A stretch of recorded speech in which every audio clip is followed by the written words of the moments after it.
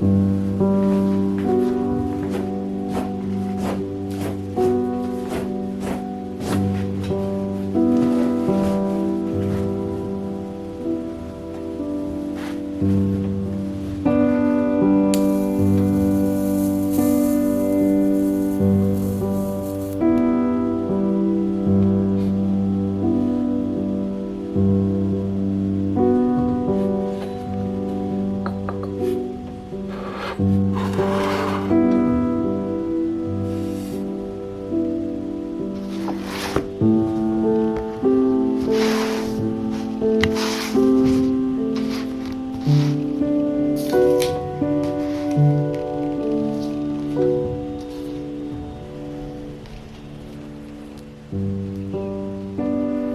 guys, how are you? Today is a Thursday and I'm going to work at home all day long. So I'm going to take you along with me, do a vlog.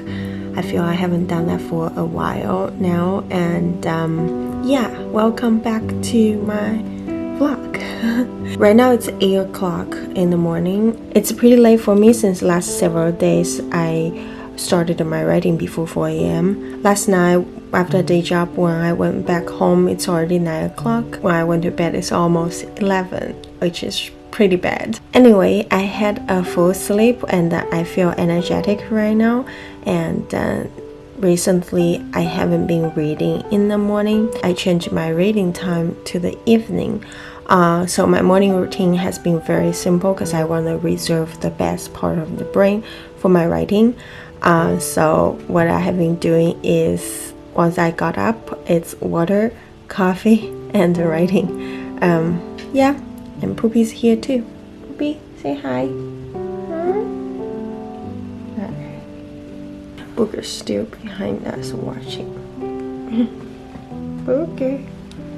Also, I have been using this app. A lot of people talked about it before, but I never used it. The Pomodoro app. I used to use the Flora app, but I find I like the setup of the app of Flora much better. So every morning I just went in there, tab, and then this entire app, there's only one to do, which is writing.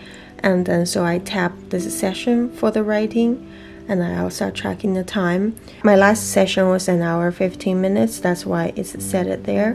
But basically, I've been using this to track my writing and how many hours that I wrote each day. So I've been transferred the hours that are documented in Flora into my 10,000 hours app. It's a very simple app, and then each day I just transfer how many hours I worked into here, because I got this idea, like people saying somebody is the tip top of the expert in a field if they spend 10,000 active hour, focus hour of practicing the skill. I'm not sure if this is true. I remember I've been reading stuff that people saying that's not necessarily true. If you think about that, it actually makes sense that you do need that amount of time to acquire the skill that you need in order to be the tip top in your industry. So I've been telling myself, why would we demand success when we didn't even spend that amount of time into practice and to sharpening our skill yet? The better skill you have, the better work you are going to present to the world, and that gives out the people the reason to pay for your art. This thought inspired me to come up with this idea of start tracking my time.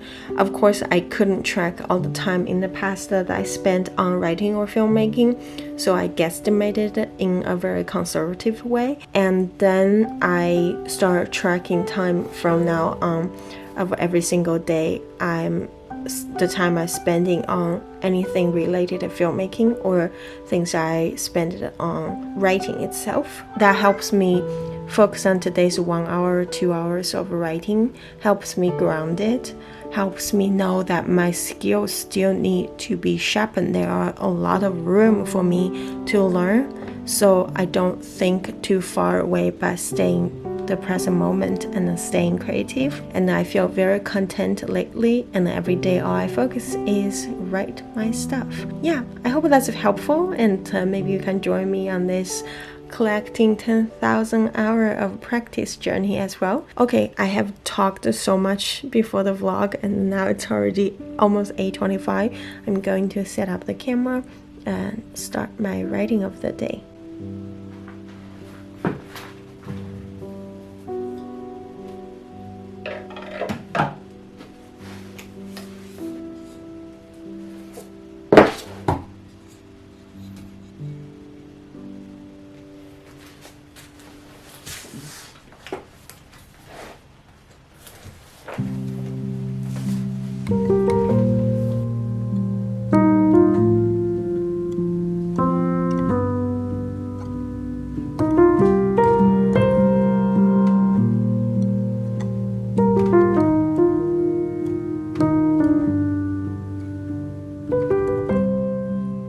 I finished the hours I planned on working on writing. In the midst of it, I took a 10 minutes break.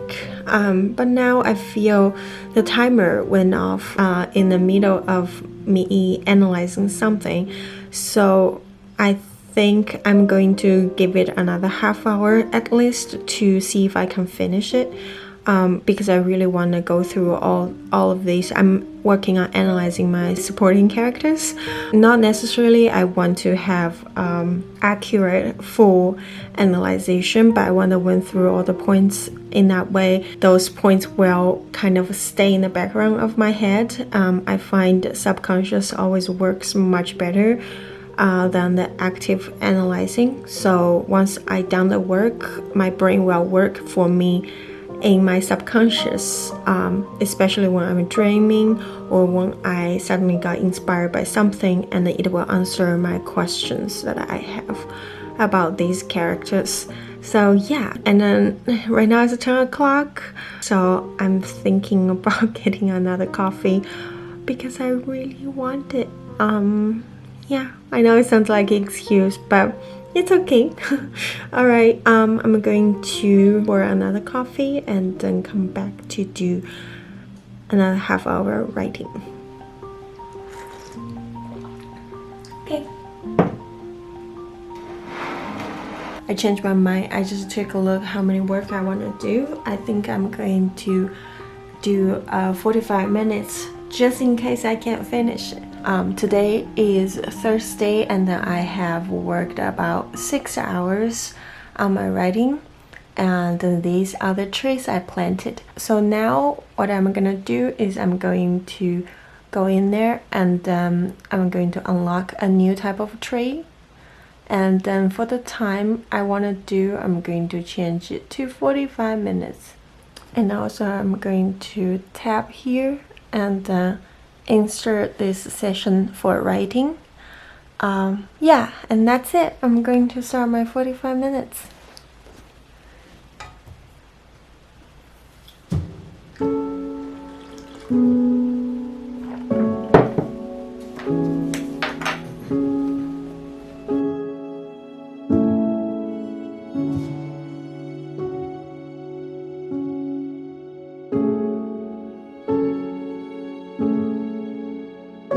So I don't know if you noticed, I've been working on handwriting, lots of notes and analyze stuff for a long time. That's basically what I have been doing. I have this notebook dedicated to this screenplay, and then these are all the notes that I've been taking about my story, about my character mainly. And you might wondering why I'm working on the character for such a long time, and every time when I talk about my writing, I'm working on the character. The thing is, I already have my draft of the screenplay, so every time when I have a story idea, I would just sit down and vomit the entire draft, and it's a terrible, terrible draft. And then I would read through the draft and then pick out the very interesting part, very emotional or visual part of the draft. So I utilize those good parts. And I went through John Truby's Anatomy of a Story, with those good parts in mind. So sometimes I know I have 1 or 2 really good characters in the story, but I don't quite understand them fully yet. So I went through John Truby's book chapter by chapter. There was a lot of analyze the part of the theme, characters design, characters needs, characters weakness, both moral and psychological, and how those weaknesses works with other characters and how other characters reflect on the same theme in a very different ways, and then what their needs, what their desire is, things like that. Oftentimes I have to work through it over and over. I find myself writing all these characters' needs and desire at least 4 or 5 times now in this notebook. Each time, because I have a better way to put it, or I find some way that more unify all the characters, so I need to rewrite them all. To me, this is a process of gradually polishing and understanding all my characters bit by bit through the repetition, but also it's a way of involve my life experience and my own mental health and the psychological weakness and needs into the story in a slow way, because the analyzation, it takes time to have my own self-realization of what's my own weakness, things like that, and then put that into the story. So I usually spend a way too much time build up this story world that I feel it's cohesive, like all the characters are connected together, they have the same desires in a slightly different way, and then I will plot out the basic structure of the story, however I want it goes, and then that's when I will start writing another draft. To me, to be honest, go into the final draft, typing down the screenplay, it's probably the most easy things to do. The hard part is to really understand them. So basically, I like to write my first draft without understanding, so just let out everything. And then I went into understanding this world, all the people in detail, until I feel so confident that they can put together into a really good story, and then they can speak for themselves. And then when I go back in to rewrite the entire story, those characters will be more alive, and then to some degree a lot of dialogue will come out on its own, a lot of new plot will come out without me force it or imagining it. It's almost like the character will start making decisions onto the page for themselves, because they are me and they are using me to type down the screenplay. I hope that makes sense. So yeah, that's why I have been working on all of this analyzation for such a long time. I start feel that I'm getting there more and more, but I want to go through all the process before I sit down and then type out the next draft. I hope those information is not that boring. Hope it's useful for you. And then now, including all the breaks, I end up spending a lot of time writing today, and it's already 11:30. I'm thinking about to go out to get lunch. I want to get something in Chinese market. I never had it before. I'll take you along with me. It will be my first time trying it. Yeah, let's go get some food.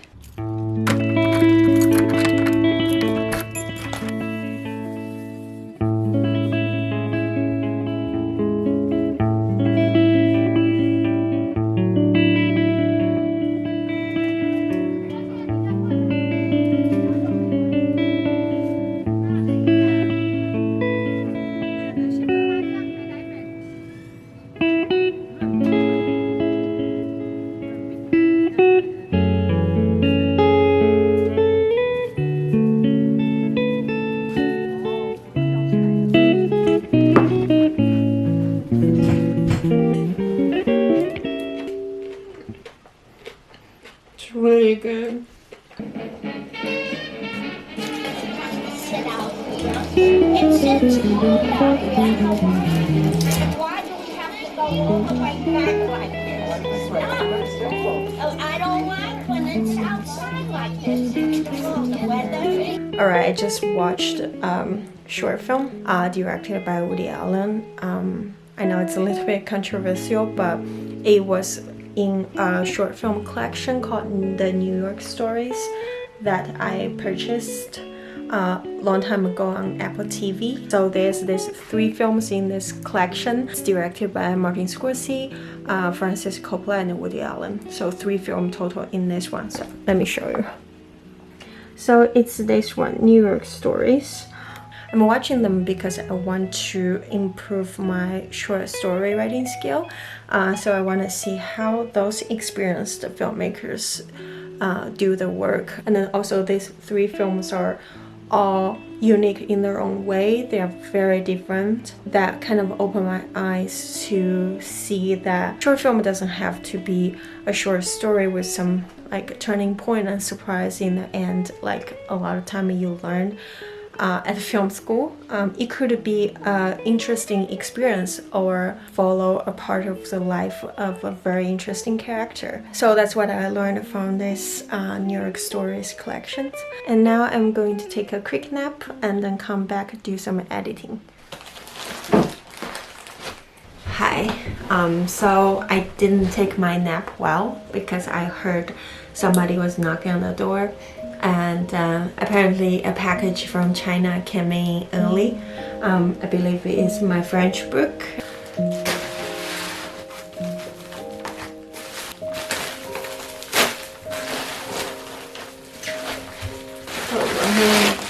So finally got all my textbook for my French class. It's the textbook that for the French class I was taking. They have their own textbook. I study French in Chinese. Is that how you say it? So with the book I can get through the study faster because I have been writing everything down into my notebook. So this is great. Alright, Puppy is here. After the surprising package, now it's time to go back to work, right, Puppy? Yeah, let's do that.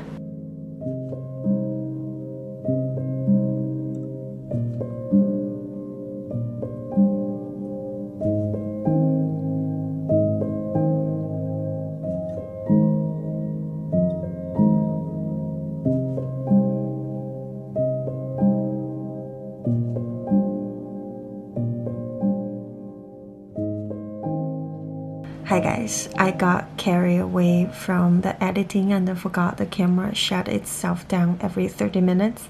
Anyway, right now it's almost 6 o'clock and I finally finished the editing. I'm going to have to go to sleep very early today because my plan is getting up at 4 tomorrow.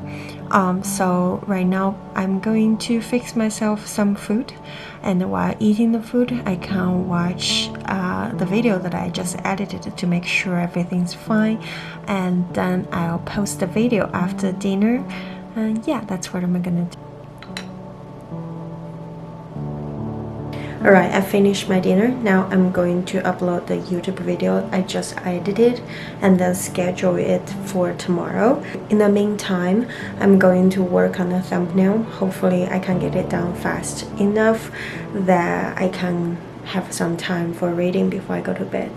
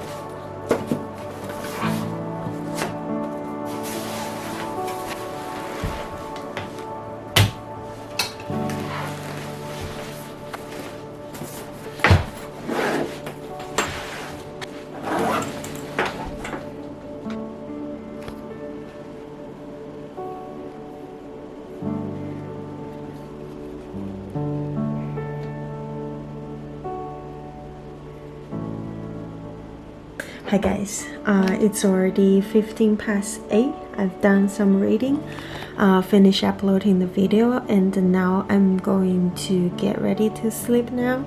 I packed this bad boy, so all my writing stuff for tomorrow, and I'm going to go to my day job. Around 5 o'clock, I believe I start working at the 6:45. So I'm going there to get some writing done before the job. Alright, thank you so much for being here with me today. I had a very productive and a very fulfilled day, and then somehow I don't feel that tired, or I don't feel I'm running out willpower either. I think it has a lot to do with you being here with me. I'm very grateful for that. And yeah, I hope you have a wonderful week, and be patient, be present, stay creative. I'll see you next week. Bye. You.